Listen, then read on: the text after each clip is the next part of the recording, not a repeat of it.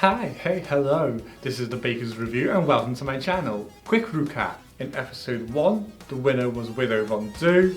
In episode 2, the winner was Jada Essence Hall. No one went home. Therefore, we have a full house of queens ready to go into episode 3. Speaking of episode 3, let's get on in. For the mini challenge, as the winners of the previous episodes, both Widow Von Du and Jada Essence Hall had to assign the queens from the opposite episodes that they were in into who they thought was at the top and who they thought was at the bottom. Widow decided to put you-know-who at the top and Aiden Zane at the bottom, and Jada decided to put Gigi Good at the top. Jada decided to put Gigi at the top and Heidi at the bottom. What Rue didn't tell them was the queens that Widow and Jada put at the bottom, i.e. Aiden and Heidi, would now become joint team captains alongside Widow and Jada. Now, the teams for the main challenge were Team Jada, which consisted of Jada Essence Hall, Jan, Rock'em Sakura, and Dahlia Sin. Team Widow, which consisted of Widow Von Du, Crystal Method, and Nikki Doll. Team Heidi, which consisted of Heidi in Closet, which personally I think is a good name and shouldn't be changed no matter what the judges say. Gigi Good and Jackie Cox. And last but not least, we had Team Aiden, which had Aiden Zane, Britta, and you-know-who. Moving on to the main challenge, the teams had to improvise in a reality competition show called World's Worst.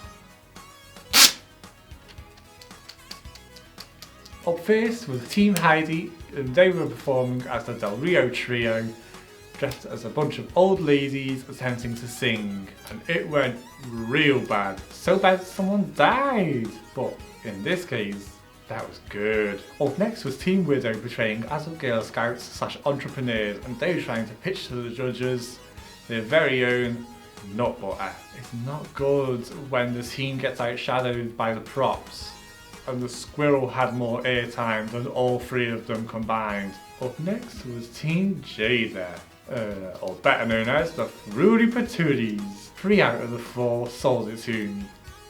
Dahlia just looked lost. And last but certainly least was Team Aiden. Wow.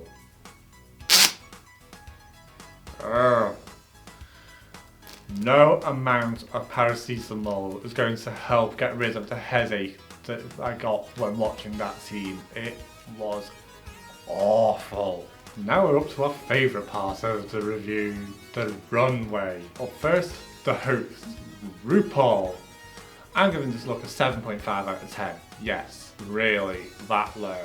RuPaul basically just raided Nikki Doll's wardrobe, took out a bodysuit with a peplum, some thigh-high boots, and called it a day. If I'm not going to accept this off one of the contestants, why should we be accepting it from the host? I mean, she didn't look bad, she looked great for her age. First onto the runway, we had Jada Essence Hall. I'm giving this look an 8.5 out of 10. Did it fit the theme? Yes. Did I like it? No. Was there anything really bad to critique about it? No. It was a good look. It just wasn't my favourite look. Compared to what I've seen of Jada Essence Hall in the past, it wasn't my favourite, but it wasn't the worst look on the runway. We'll get an up to down. Up next was Dahlia Sin. I give this look a 5 out of 10. What, you wanted me to say more about the look? It's hideous. The colours are off. Those rabbit ear things, why are they there? No. Next, move on. Oh, yes, we're getting on to things now. Up next to the runway was Rock'em Sakura. I give this look a 10 out of 10. I loved this look. When it first came out on the runway, the words that came out of my mouth to quote were, "Oh my god. Yeah! She's giving you Alice in Wonderland realness with a touch of Rapunzel with that long hair. Bows going down all the way down the hair. Just, oh, yes. Up next on the runway was Jan. I'm giving Jan a 9.5 out of 10. If Jan starts bringing out looks like this voodoo doll look each week, I will be extremely happy. This voodoo doll look was the look that Evie Oddly was trying to go for on season 11 in the Monster Ball, but failed. Up next we have Hiding Closet, and I give this look a 9 out of 10. It's Disney, it's going to instantly get my top praise of the week. She is serving Pinocchio realness, and I am living. Up next onto the stage, Gigi Good, giving this look a 9 out of 10. I love everything about this look. The theme is buttons and bows. She said, oh, you want buttons? I'll give you buttons, head to toe. And it's in my favourite colour, orange. Up next, onto the runway, we have Jackie Cox.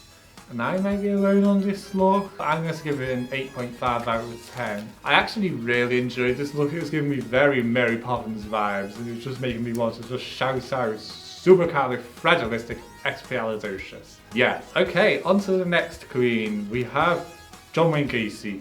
Widow Von Du. No. 8 out of 10 for creativity. No. I told you last time, and I'll tell you now, I hate clowns. Hate clowns. Up next was Crystal Method, and she was giving me very Spinell from Steven Universe, the movie. If Spinell was ever on RuPaul's Drag Race, I really enjoyed this look, and I give it an 8 out of 10. And just don't tell her about your other friends. Up next to the runway was Nikki Doll. I give this look a 4.5 out of 10. I get the theme with Cinderella, but I did not see Cinderella in the slightest. I just saw one hot boo-boo mess. So let me repeat that again. It is a 4.5 out of 10 for Nikki Doll. I'm going slow today. Kind of like how my patience was wearing with Nikki. Aiden Zane is a 4 out of 10. That god-awful wig needs to go, be burnt into a million cinders and never seen again.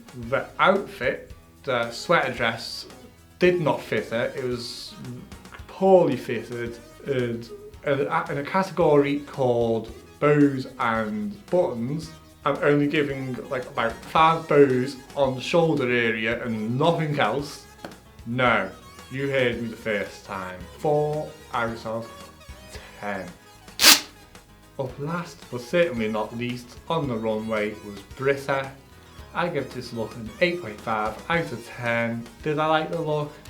Yes. Was it my favourite of the week? No.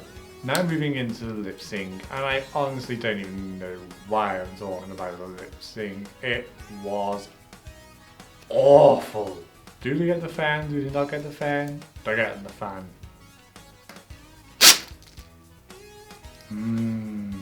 That lip sync. What happened?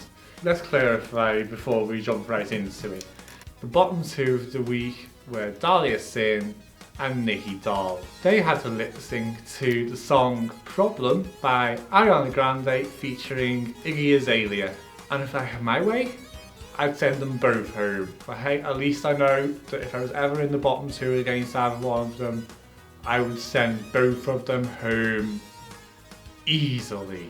I would have brought back Nasia Lopez and that's exclamation points if that was the case, and eliminated both Dahlia and Nikki Doll. But hey, this isn't my show. Well, this is my show. But RuPaul's Drag Race isn't. It's RuPaul's show, so RuPaul has to have the final say. And with that being said, Nikki Doll managed to Shantae You Stay for another week, and Dahlia Sin was eliminated. And rather than sashay away, it was more stomp off and hoof. So with all that has been said and done, we're one queen down. Daliasin has exited the building. 12 queens remain. I have been your host, Leon. This is the Baker's Review. Don't forget to like, comment, share and subscribe. Until next time, peace.